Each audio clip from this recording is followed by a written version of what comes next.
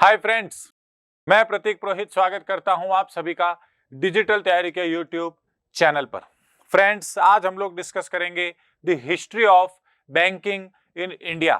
भारत में बैंकिंग का इतिहास, किस तरह से इंडिपेंडेंस से पहले इंडिया में बैंकिंग सिस्टम की शुरुआत हुई, इंडिपेंडेंस के बाद डेवलप हुआ बैंकिंग सिस्टम और आज करंट जो स्थिति है वहां तक हम कैसे पहुंचे हैं। तो स्टेप बाय स्टेप देखेंगे इंडिया में बैंकिंग की हिस्ट्री। चलिए शुरू करते हैं। देखें, इंडिया में जो बैंकिंग की हिस्ट्री है इसे हम तीन अलग अलग फेज में डिवाइड कर सकते हैं, तीन चरणों में बांटा जा सकता है। पहला कहलाता है प्री इंडिपेंडेंस फेज, यानी कि आजादी के पहले का फेज, जो 1786 से 1947 तक चलता है। बेसिकली जब अंग्रेज भारत आए, ब्रिटिश इंडिया से लगा के हमारी इंडिपेंडेंस तक। जो सेकंड फेज है वो हो जाता है 47 से 91 तक। 91 में इंडिया ने एलपीजी की नीति अपनाई थी, लिबरलाइजेशन, प्राइवेटाइजेशन और ग्लोबलाइजेशन, तो वहां तक। और थर्ड फेज 91 से लगा के अभी तक। तो तीनों फेजेस को देखेंगे। फर्स्ट फेज की बात करते हैं तो देखें, the first bank of India was the bank of Hindustan, established in 1770 and located in the then Indian capital Calcutta. उस समय इंडिया की राजधानी कलकत्ता थी, वहां पे सबसे पहले द बैंक ऑफ हिंदुस्तान बनाया गया, जो इंडिया का पहला बैंक था। आजादी से पहले हमारे देश में 600 से ज्यादा अलग अलग बैंक्स बनाए गए थे, बट काफी सारे बैंक्स जो है वो सक्सेसफुल नहीं हो पाए और वो बंद हो गए। अल्टीमेटली कुछ बैंक्स थे जो सक्सेसफुल हुए, जो ये लिस्ट आपके सामने। ब्रिटिश रूल जब भारत आया, अंग्रेजों ने जब भारत पर राज करना शुरू किया, तो उन्होंने तीन प्रेसिडेंसी बैंकों की स्थापना की। तीन प्रेसिडेंसीज थी, बंगाल, बॉम्बे और मद्रास। तीनों पे बैंक्स स्टैब्लिश किए और नाम था bank of Bengal, bank of Bombay and bank of Madras. Bengal 1809, bank of Bombay 1840 and bank of Madras 1843। 1921 में 1921 में इन तीनों बैंक्स को मर्ज कर दिया गया, मिला दिया गया, और उसके बाद जो मर्ज करने के बाद बैंक बना उसे नाम दिया गया the imperial bank of India. Imperial bank of India 1921 में स्टेब्लिश हुआ है। Bank of Bengal, Bombay and Madras तीनों को मर्ज करके स्टेब्लिश हुआ है। जब देश आजाद हो गया तो 1955 में 1955 में इसे नेशनलाइज कर दिया गया, राष्ट्रीयकरण कर दिया गया, और इंपीरियल बैंक ऑफ इंडिया को ही हम लोग आज की तारीख में SBI, state bank of India के नाम से जानते हैं, जो कि इंडिया का लार्जेस्ट पब्लिक सेक्टर बैंक है, सबसे बड़ा सार्वजनिक क्षेत्र का बैंक है। नेक्स्ट देखते हैं। अब देखें, the first bank purely managed by Indians. ऐसा बैंक जो इंडियंस ने ही पूरी तरीके से जिसका प्रबंधन किया, मैनेज किया, वो पीएनबी था, पंजाब नेशनल बैंक, जो 1895 में लाहौर में स्टैब्लिश किया गया था। Before independence Lahore was a part of India, Lahore Bharat का ही भाग था। तो पीएनबी 1895 लाहौर पहला बैंक जो पूरी तरह से इंडियंस द्वारा मैनेज किया जाता था। बट पैसा इंडियंस का नहीं लगा था, फॉरिनर्स का लगा था। तो देखें, the first Indian commercial bank which was wholly owned and managed by Indians. पहला भारत का सार्वजनिक क्षेत्र का बैंक या कमर्शियल बैंक, व्यापारिक बैंक, जिसका ऑनरशिप और मैनेजमेंट दोनों सिर्फ और सिर्फ इंडियंस के ही हाथ में था, वो था the central bank of India. Central bank of India की स्थापना हुई थी 1911 में। यह ऐसा बैंक था पहला जो पूरी तरह से ऑनरशिप, यानी कि इसका स्वामित्व और मैनेजमेंट, इसका प्रबंधन दोनों इंडियंस के हाथ में है, central bank of India. Central bank of India is called India's first स्वदेशी बैंक, इसीलिए इसे इंडिया का पहला स्वदेशी बैंक भी कहा जाता है। इसके जो संस्थापक है, फाउंडर है, वो है श्री सौरभ जी पोचकनवाला, और इसके फर्स्ट चेयरमैन है फिरोज शाह मेहता। तो ध्यान रहे, इंडिया का पहला बैंक जो मैनेज किया इंडियंस ने वो था पीएनबी, लाहौर में स्टेब्लिश हुआ है। पहला बैंक इंडिया का कमर्शियल बैंक जो मैनेजमेंट के साथ साथ ऑनरशिप भी इंडियंस के पास है, that is PNB, that is CBI, central bank of India. और सेंट्रल बैंक ऑफ इंडिया को इंडिया फर्स्ट स्वदेशी बैंक भी कहा जाता है। इसके फाउंडर श्री सौरभ जी पोचकनवाला और इसके पहले अध्यक्ष या chairman Firoz Shah Mehta. Bank of India was the first Indian bank to open a branch outside India. पहला बैंक जिसकी शाखा या ब्रांच इंडिया से बाहर सबसे पहले स्टेब्लिश की गई वो है बैंक ऑफ इंडिया। 1946 में लंदन, जो ब्रिटेन की कैपिटल है लंदन, वहां पे बैंक ऑफ इंडिया की ब्रांच स्टेब्लिश की गई थी, और ये पहला इंडियन बैंक था जिसकी ब्रांच आउटसाइड इंडिया स्टेब्लिश हुई। चलते हैं नेक्स्ट। अब आते हैं हम लोग सेकंड फेज पे हिस्ट्री ऑफ बैंकिंग के, जो कि है पोस्ट इंडिपेंडेंस पीरियड, आजादी के बाद का टाइम पीरियड 1947 से 1991 तक। 47 में देश आजाद हो गया, बैंकिंग वगैरह हम हिस्ट्री देख चुके हैं। हुआ ये 1949 में आरबीआई जो रिजर्व बैंक ऑफ इंडिया है उसे हमारा सेंट्रल बैंक बनाया गया, नेशनलाइजेशन किया गया, केंद्रीय बैंक के तौर पर स्थापित किया गया। बट जो देश के रूरल एरियाज थे और जो गरीब लोग थे वहां तक अभी बैंकिंग ऑपरेशंस नहीं पहुंच पा रहे थे, उनको बैंकिंग सेवाएं नहीं मिल पा रही थी। तो गवर्नमेंट ऑफ इंडिया ने डिसाइड किया कि फाइनेंशियल इंक्लूजन को बढ़ाने के लिए, यानी कि वित्तीय समावेश को बढ़ाने के लिए, जो लास्ट इंसान है, जो गरीब से गरीब इंसान है, उस तक बैंकिंग सुविधाएं पहुंचे, वहां वो अचीव करने के लिए बैंकों को गवर्नमेंट के अंडर लेना जरूरी है, अपने कंट्रोल में लेना जरूरी है। और गवर्नमेंट ऑफ इंडिया ने डिसाइड किया इसके लिए बैंकों का नेशनलाइजेशन किया जाए, राष्ट्रीयकरण किया जाए। तो ये जो फेज है पोस्ट इंडिपेंडेंस वाला, ये मेनली नेशनलाइजेशन ऑफ बैंक्स के तौर पे ही जाना जाता है, बैंकों का राष्ट्रीयकरण। नेशनलाइजेशन ऑफ बैंक्स का मतलब क्या है? गवर्नमेंट ऑफ इंडिया ने रातों रात जो प्राइवेट बैंक्स थे, ऐसे प्राइवेट बैंक्स जिनका डिपॉजिट्स यानी कि जहां पे जो पैसा जमा है वो 50 करोड़ से ज्यादा था, उन सबको रातों रात प्राइवेट से अपने अंडर ले लिया, यानी कि वो पब्लिक सेक्टर के बैंक बन गए, सार्वजनिक क्षेत्र के बैंक।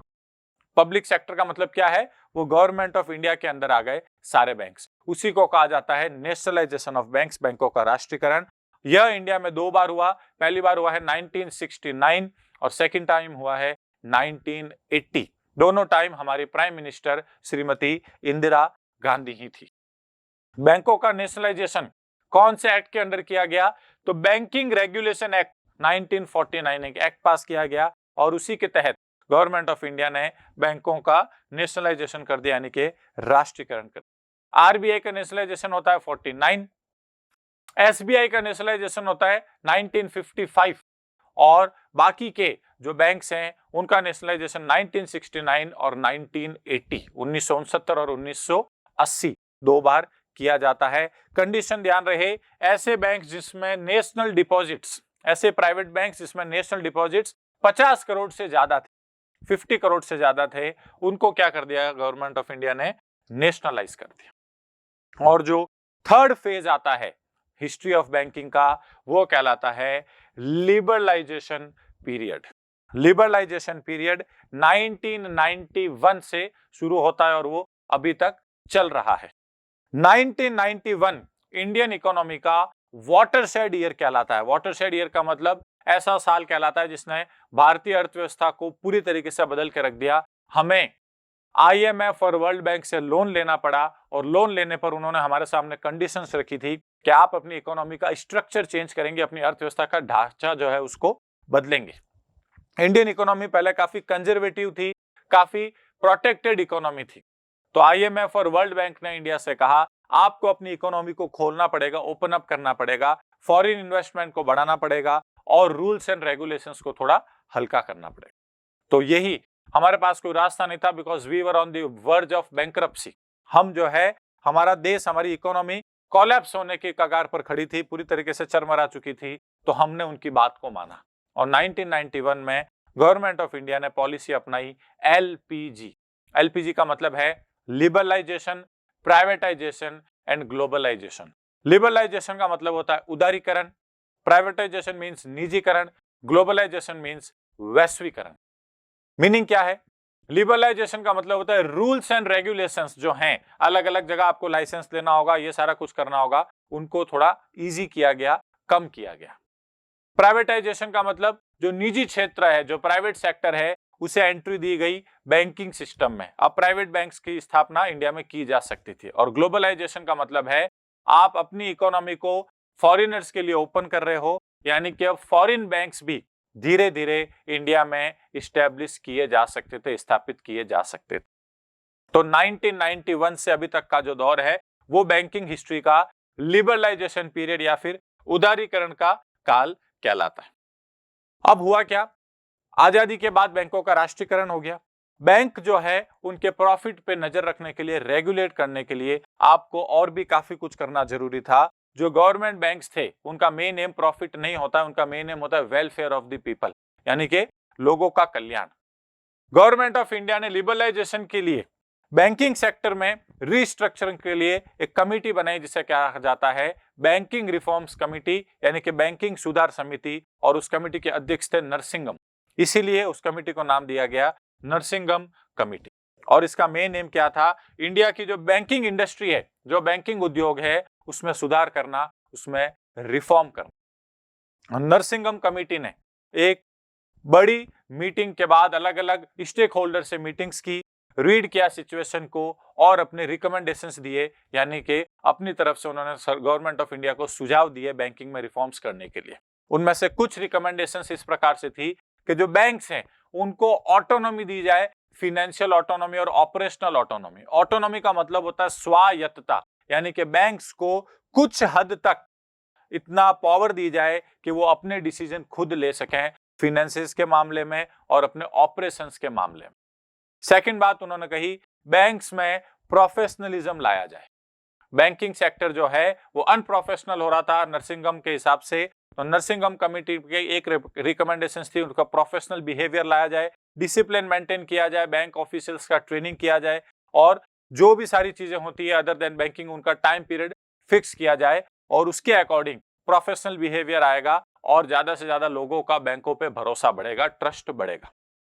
थर्ड कंडीशन या थर्ड रिकमेंडेशंस नरसिंगम कमेटी के द्वारा दी गई, बैंक्स को फ्लेक्सिबिलिटी का ऑप्शन भी दिया जाए, रिजिड तरीके से काम नहीं हो, यानी कि जटिल तरीके से बैंकों का काम नहीं हो, थोड़ा सा फ्लेक्सिबल हो, लचीलापन हो। नेक्स्ट रिकमेंडेशन नरसिंगम कमेटी ने दिया कि प्राइवेट बैंक्स को इंडिया में अलाउ किया जाए। निजी क्षेत्र के बैंक, जो प्राइवेट कंपनीज हैं जो बैंकिंग फील्ड में आना चाहती हैं, उनको अलाउ किया जाए, बिकॉज गवर्नमेंट ऑफ इंडिया की कुछ लिमिटेड कैपेबिलिटीज है। हमारा जितना बड़ा देश है और जितनी ज्यादा पॉपुलेशन है, गवर्नमेंट सब लोगों तक बैंकिंग सर्विसेज प्रोवाइड नहीं करवा सकती है, नहीं पहुंचा सकती है। गवर्नमेंट को इसमें हेल्प करने के लिए आपको प्राइवेट सेक्टर की मदद चाहिए ही चाहिए, और इसके लिए प्राइवेट बैंक्स का कॉन्सेप्ट दिया नरसिंगम कमेटी ने, और ये ही इनका सबसे बड़ा रिकमेंडेशन था, सबसे इंपॉर्टेंट रिकमेंडेशन था। गवर्नमेंट ऑफ इंडिया ने काफी सारे रिकमेंडेशंस नरसिंगम कमेटी के माने, बट उनमें से सबसे बड़ा रिकमेंडेशन जो माना जाता है वो माना जाता है introduction of private sector banks in India. Bharat में निजी क्षेत्र के बैंकों की शुरुआत 1991 में बनी नरसिंगम कमेटी के रिकमेंडेशंस के बेसिस पे ही किया गया। आरबीआई ने गवर्नमेंट ऑफ इंडिया के साथ डिस्कस करने के बाद, नरसिंगम कमेटी की रिकमेंडेशंस को रीड करने के बाद 10 प्राइवेट सेक्टर बैंक्स को इंडिया में इस्टेब्लिश करने के लिए लाइसेंस दे दिया, परमिशन दे दी। तो ये जो फेज है ये पोस्ट 1991 यानी कि लिबरलाइजेशन का पीरियड कहलाता है। इसके बाद फॉरेन बैंक्स को इंडिया में एंट्री दी गई, विदेशी बैंक, बहुत सारे फॉरेन बैंक है, रॉयल बैंक ऑफ स्टैंडर्ड है, HSBC, royal bank of Scotland, RBS bank, HSBC, Hong Kong and Shanghai bank corporation, इस तरीके के काफी सारे फॉरेन बैंक्स भी है। प्राइवेट बैंक्स की बात करें, एचडीएफसी बैंक है, आईसीआईसीआई बैंक है, कोटक महिंद्रा बैंक है, काफी सारे प्राइवेट सेक्टर के बैंक्स हैं। तो हुआ क्या, गवर्नमेंट के banks which are known as public sector banks, सार्वजनिक क्षेत्र के बैंक, प्राइवेट बैंक्स निजी क्षेत्र के बैंक, एंड फॉरेन बैंक्स विदेशी बैंक, इस तीनों कैटेगरी के बैंक्स के स्टैब्लिश होने से इंडिया में बैंकिंग सर्विसेज एक्सपेंड हो गई, बैंकिंग सेवाओं का विस्तार हुआ, और जो रूरल एरियाज हैं, जो हमारे पुअर और अंडर सर्व्ड जो सेक्शंस हैं, जो शोषित वंचित पीड़ित लोग हैं, वहां तक बैंकिंग सर्विसेज अवेलेबल हो गई। तो ये था history of banking in India. किस तरह से इंडिया में बैंकिंग के इतिहास को हम 3 फेज में डिवाइड कर सकते हैं। सबसे पहला फेज जो कि प्री इंडिपेंडेंस का फेज कहलाता है, आजादी के पहले का। Second phase post independence phase, आजादी के बाद का, जो 47 से 1991 तक बनता है, जो मेनली नेशनलाइजेशन के ऊपर फोकस करता है, राष्ट्रीयकरण के ऊपर। और थर्ड फेज लिबरलाइजेशन का फेज है 1991 से करंटली जो अभी चल रहा है, और इसी समय थर्ड फेज में ही प्राइवेट बैंक्स का कॉन्सेप्ट आया है और फॉरेन बैंक्स को इंडिया में एंट्री दी गई। धन्यवाद, थैंक यू सभी का। Please like, share, subscribe digital तैयारी।